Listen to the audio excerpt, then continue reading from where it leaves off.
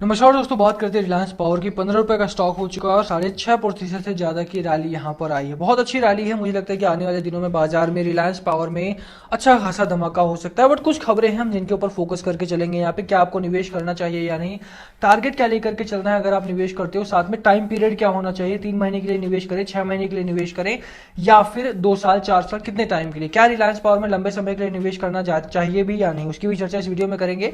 चलिए शुरू करते हैं इस वीडियो को। बट उससे पहले अगर आप चैनल पर नए हो तो प्लीज चैनल को सब्सक्राइब कर दो, हिट दैट बेल आइकन ताकि आपको नोटिफिकेशन मिल सके। चलिए स्टार्ट करते हैं। सबसे पहले मैं इसके शेयर होल्डिंग पैटर्न से लेकर के और कितना रिटर्न इस स्टॉक ने दिया है उसके ऊपर फोकस करते हैं।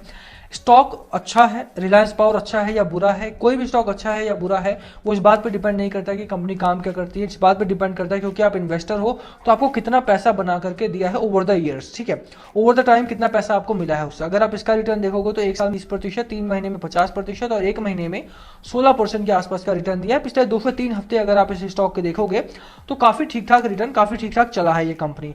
आफ्टर दैट न्यूज की रिलायंस कैपिटल यहाँ पर बिकने जा रहा है, उसके बाद से अगर आप देखो तो रिलायंस पावर थोड़ा सा दबाव में बना था और रिलायंस पावर की एक बड़ी आर्म भी बिकी थी, गुजरात वाली, तो उसके बाद से स्टॉक में थोड़ी बहुत गिरावट, थोड़ा बहुत साइडवेज का ट्रेड होता हुआ दिखाई दिया। बट बहरहाल अभी के लिए अगर आप देखो तो कंपनी अच्छा खासा रिटर्न यहाँ पर, कंसोलिडेशन जो था उसको छोड़ करके अब यहाँ से रिकवरी पैटर्न पर फोकस कर रही है।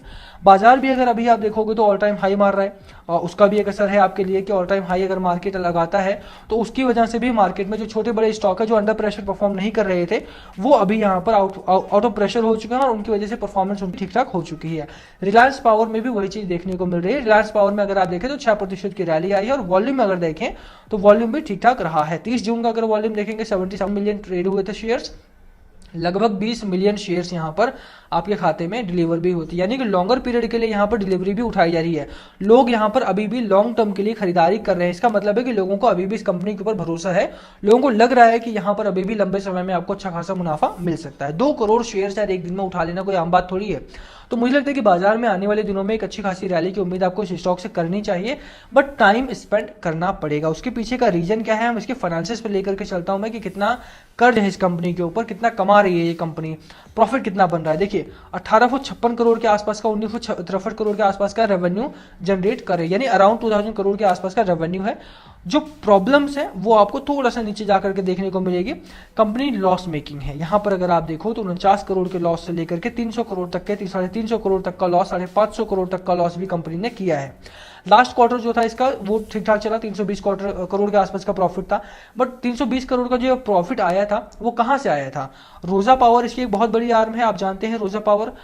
इसमें इन्होंने पिछले दिनों अपना कर्ज मुक्त किया था इन्होंने, और इनकी एक और आर्म थी वीआईपीएल करके, वर्धमान पावर लिमिटेड करके, वर्धमान को ये बेचा गया। अभी के लिए अगर आप पिछले 1 हफ्ते 2 हफ्ते को न्यूज निकाल करके देखेंगे तो वर्धमान इंडस्ट्री पावर लिमिटेड जो थी, जो भी है वर्धमान पावर लिमिटेड, उसको बेचा गया। रोजा पावर का इस वर्धमान पावर को बेच करके जो पैसा मिला वो रोजा पावर में लगाया गया और रोजा पावर के ऊपर जितना भी कर्ज था उसको उतारा गया। तो ओवरऑल अगर आप देखोगे जो पैसा बचा, जहां से डीलिंग हुई वहां से जो पैसा आया, लगातार जो इनकी डेट रिटर्न कंपनी है जिनके ऊपर कर्ज भारी भरकम पड़ा हुआ है उसको बेचा जा रहा है। और यही कारण है कि लास्ट क्वार्टर में एक ठीक ठाक डेट रिस्ट्रक्चरिंग देखने को हमें मिली।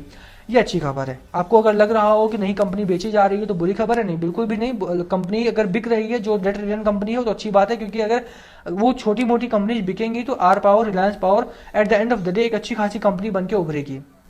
मार्जिन पे अगर आप फोकस करें तो 40% के आसपास का मार्जिन था, वहां से अब -9.2% के आसपास रह गया है।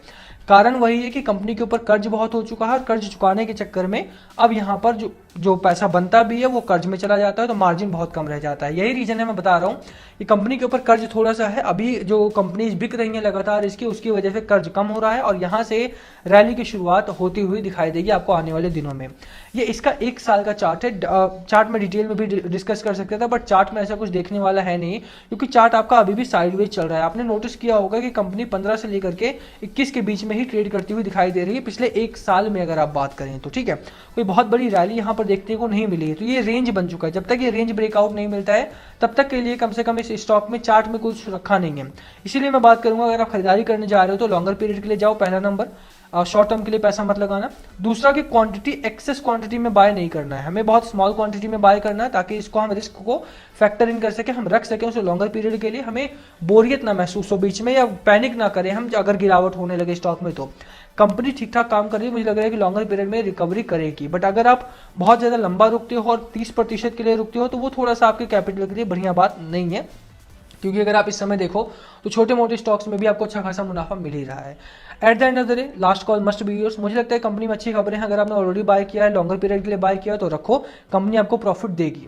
बट अगर आप बाय करने वाले हो और आपको लग रहा है कि इससे बेहतर स्टॉक नहीं है तो लुक अगेन, यहाँ पर मार्केट में और भी अच्छे स्टॉक्स पड़े हुए हैं, ठीक है। तो दोनों ही चीजें हैं, अगर आपने बाय किया हुआ है तो रखो, कोई दिक्कत वाली बात नहीं है, ऐसा भी नहीं है कि ये स्टॉक आपको प्रॉफिट नहीं देगा। बट अगर आप बाय करने वाले हो और आपको यही चाहिए तो कोई दिक्कत वाली बात नहीं, आप कर सकते हो।